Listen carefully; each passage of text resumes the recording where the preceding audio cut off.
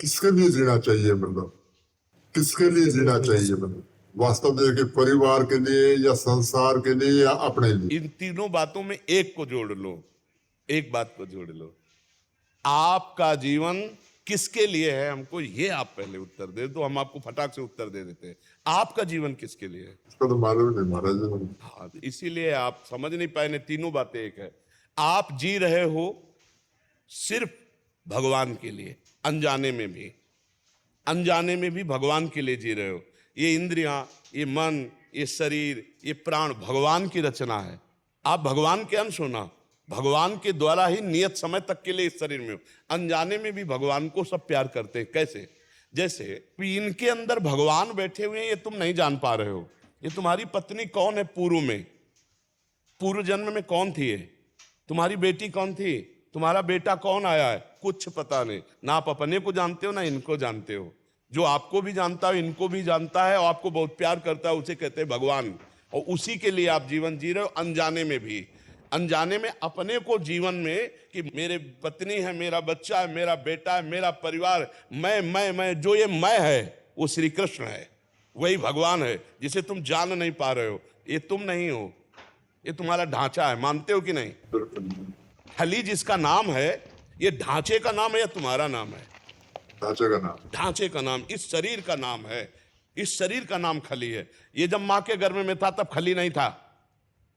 जब ढांचा बाहर आया तब उसको नाम दिया गया, ढांचे को नाम दिया गया। और ढांचे से ही इसके अंदर जो संचलित होने वाली शक्ति है उसको पहचाना जा रहा है। लेकिन उस शक्ति को कोई नहीं नाम दे रहा। जो खली के अंदर पावर है, जो खली के अंदर ईश्वर है, उसको कोई नहीं देख रहा, उसको ज्ञानी देखता है।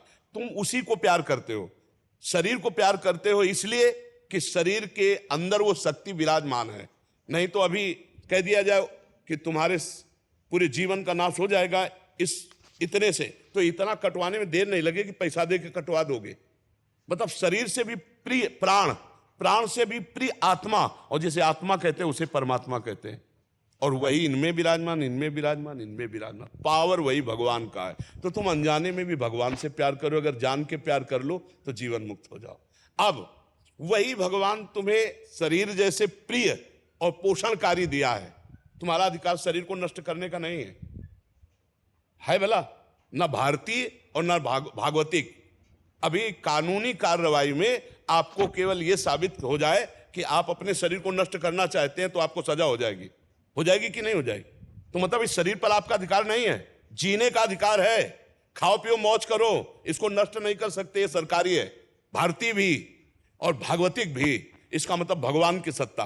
तो ये आप इनसे व्यवहार कर सकते हो, प्यार कर सकते हो, इनको सुख पहुंचा सकते हो, लेकिन नष्ट करने का अधिकार नहीं है। नहीं, आपको जेल हो जाएगी।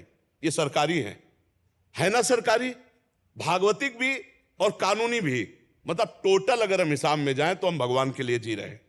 अगर हम जान ले इस बात को तो मस्त हो जाएंगे, और नहीं जान पा रहे इसलिए अहंकार की दशा में हम सांसारिक जीवन जी रहे हैं। नहीं, भागवतिक जीवन है। ये भगवान गोद में बैठा है, जो लाला मूर्ति में लिए रहते ना, ये वही लाला है। पहचान लो, बस समझ में आ जाएगा।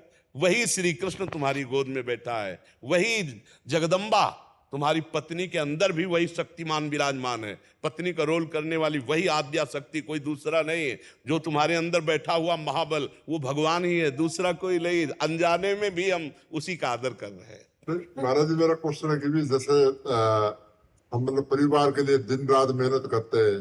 हम जैसे बोला ना अभी कि भी आप 1000 बार नाम लो, तो सुबह से शाम को लेट सोते हैं, सोचते भी ये काम निपटाइए वो निपटाइए। सुबह होता है यार उठिए और फिर जिम लगाइए फटाफट हो भी, मतलब मैं ये सोचता हूँ कि किसके लिए हम कर रहे हैं, मतलब क्योंकि अपने अगर आप सत्संग कभी सुने हो, हमने कहा कि सारा समय का कार्य भगवान को समर्पित कर दो तो भजन बन जाएगा। भगवान का भजन करने से ही पूर्णता ये बात समझ में आएगी। नहीं, आपको ये लग रहा है कि मैं अपने लिए जी रहा हूं, अपने परिवार के लिए जी रहा हूं, लेकिन ये जीवन कोई महत्व का जीवन नहीं।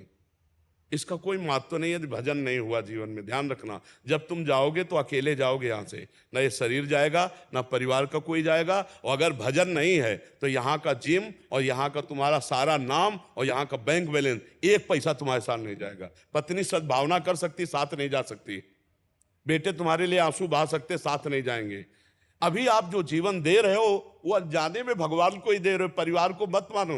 ये भगवान के ही सदस्य हैं, तुम इनको नहीं जानते हो। ये आए हम वही समझाना चाहते तुम्हें कि तुम कह रहे हो कि हम दिन भर लगे हुए हैं परिवार के लिए, तो हम अपने लिए लगे हैं या परिवार के लिए लगे हुए हैं? नहीं, आप भगवान के लिए लगे हो, ये बात मान लो। अभी आप अपने लिए मानते हो, अपने परिवार के लिए मानते हो, इसलिए थोड़ा बोझा सा भी लगता है। नहीं लगता है बोझा सा? कितना करो। शब्दों में कहें कि जैसे हम चल रहे हैं जी, परिवार के लिए कमा रहे हैं, सब कुछ कर रहे हैं, अपनों को भी देख रहे हैं क्योंकि व्यवहार में हमारे जी, तो इसी को कैसे माने कि भगवान का है? क्योंकि वो है, मानने से ही तो है। हम पूरा समय भगवान को समर्पित, इसीलिए कह रहे कम से कम 1000 बार राधा नाम जप करना। उससे समझ आएगा, समझ आएगी, बौद्धिक शक्ति बनती चली जाएगी, बुद्धि समझ में आती चली जाएगी। और धीरे धीरे जब आपको लगे तो खान पान सुधार लो। ठीक है महाराज। धीरे धीरे लगे, हम इसीलिए पिछली बार कुछ बोले नहीं थे और इस बार कुछ बोल रहे हैं, अभी पूरा ब्रेक नहीं मार रहे। धीरे धीरे आप पहले से तो काफी हाँ धीरे धीरे धीरे धीरे पहले से तो काफी सुधार कर हाँ, धीरे बहुत चेंज हो गया महाराज जी। घर पे जो हमारा है सब चेंज हो गया महाराज जी। बेटी का क्वेश्चन है, ये शुरू से जब से हुई है ना, ये श्री कृष्ण जी को बहुत मानती है। तो इसका जैसे हम घर पे जैसे और भी हमारे देवी देवता को मानते हैं, इसको ये कंफ्यूजन में है कि मानती भाई है कृष्ण जी को, और ये कंफ्यूजन में है कि मैं क्या करूं, इसको मार्गदर्शन कुछ दिखा दो ताकि ये भी समझ आए अभी से ना छोड़।